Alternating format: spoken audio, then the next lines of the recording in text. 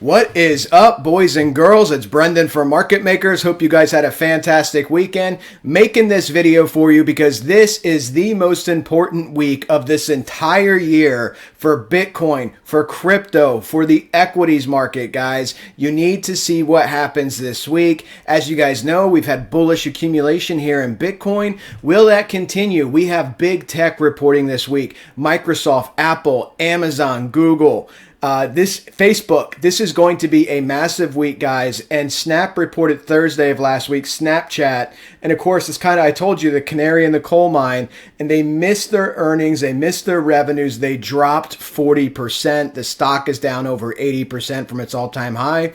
You know, crypto tracks super close to tech. But on top of that, we have the Fed meeting this week. The Fed announcing rate hikes on Wednesday. The market priced in 75 basis points. Is that all we're going to get, or will they surprise us with 100 basis points? We shall see. And then on Thursday, guys, we have the GDP report, which most likely is going to show the U.S. in a recession. How will the market react? Now, all of that is bearish potentially, right? The earnings have been mixed so far this earnings quarter, but tech, the big tech companies, that's what you really want to pay attention to. The Nasdaq sold off some. All of these assets have been accumulating here in Wyckoff. They're all based on top of their Wyckoff trading range. They all have heavy resistance above them. We pumped to some key levels in the equities. We're going to review that in this chart. Guys, if you want to trade with us, definitely check out BITGET for all the cryptos. Link in the video description. Our longest sponsor. They are a fantastic platform. And SimpleFX to trade the equities and commodities. Link in the video description with the tutorial. Bonuses exclusive to our links, guys, so definitely check that out. And if you want our trade signals, our Telegram is right there in the video description. That's trade signals only. You're busy, you don't have a lot of time to do anything, you just want some trade setups and make some money, check out our Telegram. Send a message to Lee and Yotza, they will message you back. And of course, if you want our live streams and everything else, guys, check out our Discord, which is the join button right underneath this YouTube video. Let's go ahead and jump into this, man. Busy weekend. It is hot down here, guys, and I'm moving further south in Florida, but it's hot. Let's look at Bitcoin here on the daily. On the daily, some key things we need to talk about here. Money flow. Remember, volume weighted RSI is pumping up. You're getting to a point where you're going to start approaching overbought levels, okay? So that's something to consider. Our EFI, or Elders Force Index, we're approaching the median line for the move. My 5 and 21, my volume weighted moving averages are looking like they want a bearish cross, but you are on top of Wyckoff. This is Wyckoff accumulation. You're basing, you're trying to make your cut, but you have this giant cloud on top of you. And as we've been talking about, guys, you guys know from watching this video series, you want to punch through the weak parts of the cloud. And the cloud gets weaker out here in late to mid-August, okay? Very likely, I expect the assets to potentially rally again, maybe one last time to give us that double top formation, a failed cup, and then to see them decline. And if they can hold their accumulation, they can hold their range that they've been trading in, that's great. If not, remember the equities markets, I do expect to come down. S&P, the broader market, to 3,500 at a minimum, and then possibly 3,000. So we got to see what Bitcoin does, how it reacts. Now, volatility and everything is building up on these assets, guys. Let's go ahead and check this out for Bitcoin on the daily. Use our Caterpillar. Zoom out.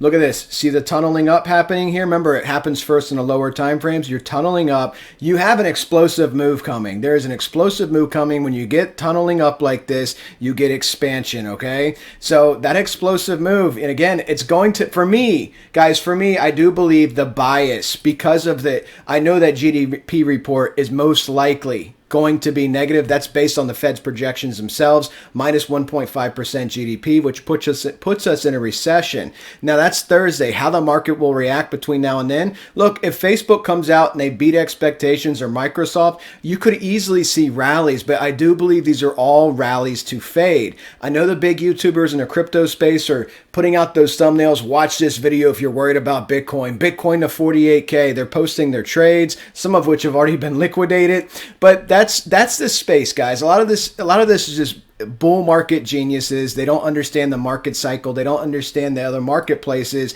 and what's actually happening economically around the world. Global tightening, global rate hikes, risk assets are going down, and we're in a bearish trend basically around the world. I mean, we'll talk about that when we get to equities. So look, you have heavy resistance here, about to get a bearish cross in your 5 and 21. This is a daily time frame. Something I want to show you guys here on the daily as well. October 8th, this is your intersection here of your 245 angles from your all-time high and your pandemic low.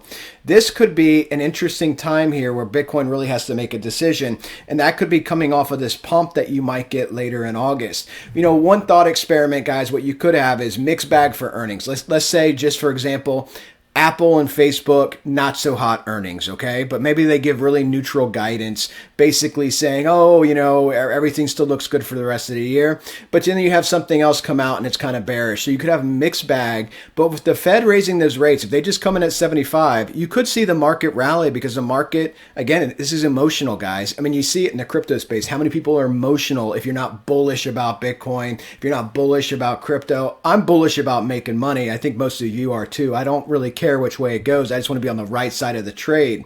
So, but that report on Thursday, though, the GDP, though, I mean, that's just, if that shows recession, like I said, I think these rallies will be rallies to fade after they go up and then come back down. Okay, so will they go up to a level? Guys, my ceiling here for Bitcoin, as you know, is the 200-233 on the daily. Okay, so let's look at this. You have your 100-day moving average just above you here at 30K. The 200 and 233 roughly at 34.5. That's my absolute ceiling. So if Bitcoin, if all the news comes out, all the big tech does great. If Bitcoin bases, if the money flow, you know, calms down some so we can peak up and you are able to work through this cloud, work through the 45 angle, which I don't think you will be able to, guys. And this is right about, depending, it's an ascending line. So 26, 27K.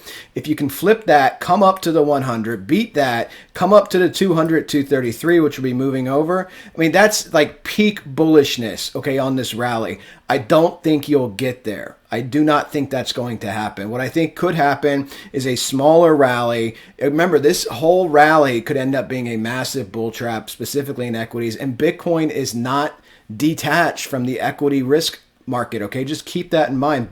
Bitcoin tracks extremely closely to tech and growth. So you just have to be realistic about what it can and cannot do. You will not see the equities markets fall 10% to their weekly 200, 233 and Bitcoin go up. It's just not going to happen. If it goes up, it's to clear out shorts before a dump. Looking at the 8-hour time frame, guys, 8-hour time frame, couple different things going on here. You already got a bearish cross in your 5 and 21.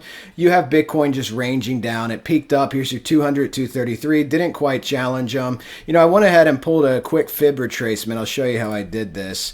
Just from up here down to that base. Gives you a 618 for this wave projection potentially back up. Okay, I was looking at the 618 line. And when I was looking at that, I was dragon hunting, okay, looking for my double tops, potentially on a dragon pattern, and that gives you a 618 for your potential double top target, okay? So I'm looking at this area to see if we can come up to this 618. If we flip it and go up higher, we have this larger wave projection up here, the 24,612, which you didn't quite get to, got within a few $100s of it. But this is what I'm looking at here for any type of rally. This pattern can come all the way up here, up to the 1272, which almost gets you up to that 233. So we'll see if Bitcoin does get bullish. If Monday, because there's no big tech earnings Monday, maybe Monday it keeps coming up, violates this, comes up here. This area between the 200 and 233, you guys have seen it do this multiple times where it gets hung up just like the Nasdaq and rolls down again, giving you that second double top. So I'm paying really close attention to that. And let's look at money flow here is bearish on the 8-hour below the median line, or EMA cloud is on top of us. Elder Force is coming up some. Let's look at a couple different things here. Let's look at our Ichi on the 8-hour. See where our Kumo clouds are. So guys, I mean, this is no support at all, as you can see. Okay, this is no support at all. Your thicker support is down here at that 21,921. You need to hold this line. This is your 618 on a wave projection. This is also just on top of your Wyckoff, which you've already used for support. You need to hold 21,921. If Bitcoin comes back down, you want to bounce off of 21,921. Okay, if you start falling below it, you're re-entering your trading range. Could easily fall through any of these clouds, and this cloud's already dovetailing in. It's going to do something like this. These are 8-hour candles. Okay, so just be very well aware of that. Again, so much is hinging on these earnings reports. And let's look at what else is worth looking at here. We got Ichi. Let's look at our Danshin. Let's turn off Ichi, and let's look at the 4-hour. So Danshin, we still have the ability to go up higher to 24,158. We're kind of that mid-range. We also have the ability to go down lower, down in the bottom 20s, okay? 20,005, 20,007. Let's look at the 4-hour. 4-hour, got a couple different things going on here, guys. We got peak resistance here on the money flow. Again, our volume weighted RSI coming up to median line, have our EMA cloud on top of us, no force behind the move. Let's minimize that. Looking at this, you could draw this a couple different ways. You basically have a falling wedge here, which could be bullish. If you keep coming down, you could bounce back up, right? But again, you need volume, you need momentum, and Bitcoin is not going to pull any miracles out of the bag, guys, if the markets dump. So you're above your 233, above your 200. Another thing you could do here, though, you can draw this. If you draw this differently, and you could draw this as a descending triangle. Again, this would be bearish, okay? This would be bearish. You'd be falling out of the triangle. You have the top line in a descending fashion. Your base would be flat. Just different things you could draw here, guys. Lots of different patterns you can find in the marketplace. People will move patterns around to kind of fit their confluence for what they're looking at. But again, I'm tying this totally to the broader market because that's what Bitcoin's going to do. If the S&P dumps over the course of the next week or two, comes down 10%, you're going to see Bitcoin come down with the Nasdaq and everything else. So very key area above the top of Wyckoff, okay? We have our moving averages beneath us, bouncing off to 233, almost on the dollar, bouncing off to 233, staying in this channel though.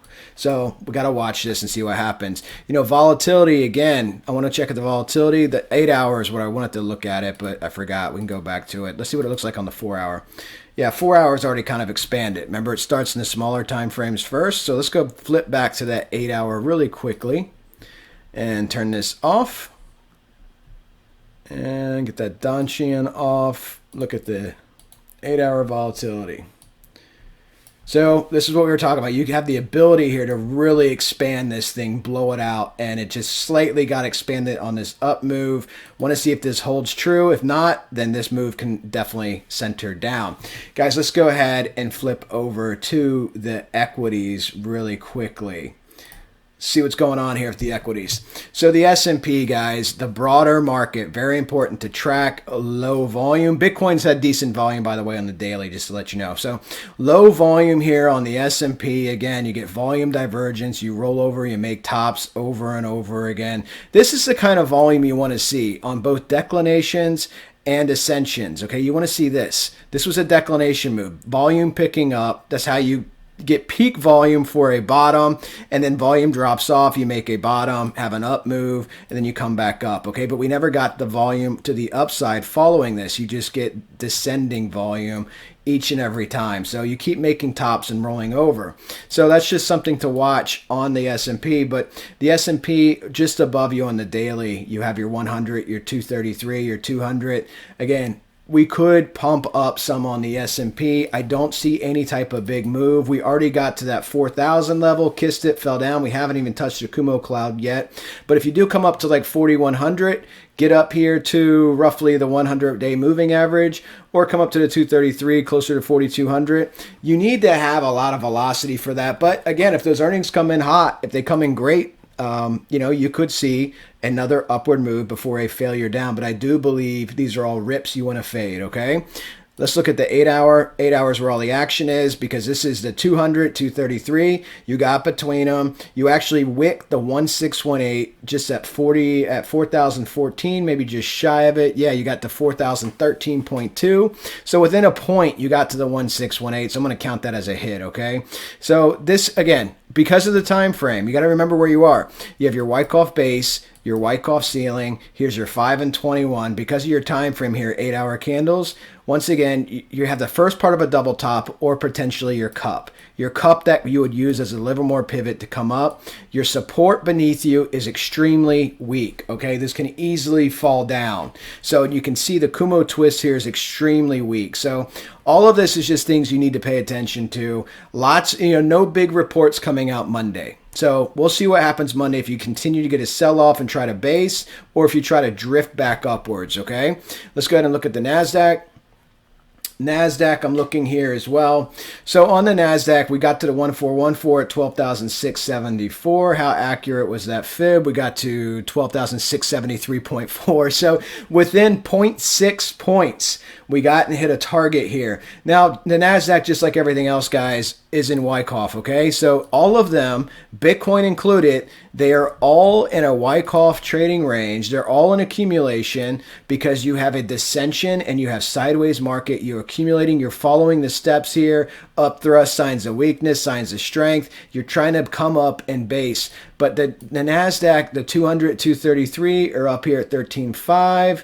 And 14.1. I mean, this is the easiest prediction in the world, okay? Snapchat was able to drag down tech because of fear, because of how poorly they did. If Facebook, Google, Apple, if those bigger companies, Microsoft, if they struggle in their earnings, you're going to see the Nasdaq roll over. That's going to pull a Russell down. That's going to pull crypto down as well. And the S&P, regardless, will go down in sympathy. Okay, so you're going to see red markets if those earnings are weak from these massive tech companies, basically the FANG stocks. We've already had Netflix. Really probably shouldn't even be in a FANG stock anymore. It's a horrible stock. But so you can see your cloud resistance down here. And again, your cloud thins out here in late August, because remember, Bitcoin can move first. Out here in late August, I totally see these markets, guys. It just makes total sense to me when you're looking at this, okay, from a TA perspective. You have the 200 weekly, 233 just below you again. Remember, this is a 11% move for the Nasdaq, right? When we measured it and the market's been closed, so it's still the same move. You have an 11% move down and then a rally. That's what I think's going to happen. I think this week could end up being, even if the earnings come in, like I said, mixed bag, but with the Fed raising rates, people realizing you could get rallies, okay? And I hope we do so I can short at resistance. You could get rallies, but with people realizing the liquidity is drying up, global tightening is occurring, and the GDP shows we're in a recession, I think that's going to spurn you to come down to your 200, 233 on the Nasdaq and on the S&P. On the S&P, it's what, a 10% drop? So, I mean, this is what I think is going to happen, and off of that, it's going to be another bear market rally, and that rally will be the determining rally if we're able to continue to go higher, which would require the Fed to cooperate, stop raising rates. You already hear people, the talking heads, money managers saying, oh, I think by September they'll pivot or they'll really cut rates down. We'll see. We can't predict what the Fed will do because the Fed's incompetent. So I don't want to try to predict. It's dangerous to try to predict what incompetent people will do. But, the Cleveland Fed is already projecting July's CPI number, which will come out in August, okay? They're already projecting that to be 8.9%. Right now we're at 9.1. So they're projecting a 0.2 declination in CPI. I cannot imagine the Fed just pivoting in September saying, oh, look, peak inflation. That's peak inflation. That's extremely high inflation. That's still 40-year high inflation. So I think these rate hikes will continue, especially until you see the housing market cool off. Housing once again hit a new all-time high in June for both rent and house prices. Okay, so I think they're going to keep raising rates. They have the cover of what appears to be the facade of a strong economy with unemployment numbers. So this is what makes sense to me. Let's look at the 8-hour time frame again, where all the action is here on the Nasdaq, guys. 8-hour time frame, 200, 233, weight at 200 or 233. You can see again, this is just like Bitcoin, just like the S&P, just like everything. They're all in accumulation. They're all trying to base and Wyckoff on the 8-hour time frame. Very important to watch using the one fib here, 12,317. This is going to be a cup, or this is going just like you did here, okay? To pivot out, you're either going to get your Livermore pivot here for a move up, or you're going to print this and roll over as a double top. So this is one of the two ways that it's going to work, because it does this over and over in trend, as we talk about all the time. You get either the rollover or you get a cup type pattern, okay? So we'll have to watch. We need the candles to see what happens. Need to see those reports. This is going to be a really fun week, guys. It's going to be a ballistic week. Your money flow here is going bearish. You're cutting through your EMA support cloud. Again, the Nasdaq, the volume's horrible, just like it's horrible on the S&P. Look at the volume for this up move. The volume is so small versus the trending volume here from this downfall, this declination in price. You have no volume here. Your money flow on the daily is already printing a double top type formation. So you can see this if we do spring back up and roll over. Again, that's what I expect to happen. I expect any type of pump to be a pump that you're going to fade, okay? So 4-hour time frame, again, just trying to base on top of Wyckoff. Money flow here is negative. Elder's force is coming off the base. It's just a forced measure extent of the move, including for volume. Let's look at the Russell. Russell on the daily did pump up to the top of the pitchfork, got a wick above it, got rejected, okay? So the Russell, let's go ahead and get rid of this. The Russell is also in Wyckoff, and they're all in the exact same motion. I mean, I know I have to show you the different assets because people request them, okay? But they all made that double bottom. They're all on the Wyckoff base, Wyckoff ceiling, accumulation. They're all rolling over and trying to hold a cup. And if they don't hold a cup, that cup becomes a double top, and then your double top breaks, and you come back into your trading range with downward momentum with the bad bearish news. If that's what we get, you're going to see these indexes fall, okay? 8-hour time frame. Again, this is where all the action is, just like everything else. You can see here the Russell struggling, and I'm not going to repeat myself again, but you have the 1618 just above you at 1848. Would love to see the Russell come back up. The guys in the Telegram know I love to trade this asset, and the people in the Discord, I love to trade this asset. So watching the Russell closely. Let's look at what else I want to see here. Oh, I want to show you guys for my European friends, and in case Ray Dalio is watching. The largest hedge fund in the world, Bridgewater. So Stocks 50, guys. This is the top 50 European companies. Again, German companies are in there too, like Siemens, Volkswagen. But Ray Dalio is 10 billion with a B. 10 billion in shorts on companies in this index. Europe is supposedly, from the people that are in the know, going to have a worse recession than the U.S. I don't think it's going to be worse. Maybe it's the same, but we shall see. You got up to the 16185, 3622. You wicked it on the 8-hour time frame, battling all of this. But just like everything else, you're in Wyckoff looking at the smaller time frames, and this is just going to be a battle. Here's your 50 daily moving average on the daily time frame. This is a battle. You have your double bottom. The Stocks 50 tracks pretty close to the S&P. You have your 200, 233 descending. So basically when one breaks, the others will follow. Again, global events, guys. The ECB, European Central Bank, just raised interest rates 50 basis points, their first rate hike in 11 years. It's funny, we're just now getting these rate hikes in, and everybody's already talking about when the Fed's gonna pivot. They want that pivot, guys. They want that pivot. They want that free money, that easy money. Not gonna happen with inflation on the march, and never in our country's history have we got inflation down below the rate number without raising the rate above inflation. So I think we will have high inflation throughout this year, throughout next year, and next year could be the really nasty meat and potatoes of the bear market. But we got to see what happens this year, guys. This year, trading the trend, following the news, looking at these earnings. This is how you're going to make money in this market. Watching channels like this. Guys, check out our sponsors. Check out everything that we have to offer for you in the video description. I will answer your comments as always. And guys, have a fantastic week ahead. It's going to be action-packed. I'm moving at the end of the week as well. So really exciting times, guys. Talk to everybody soon.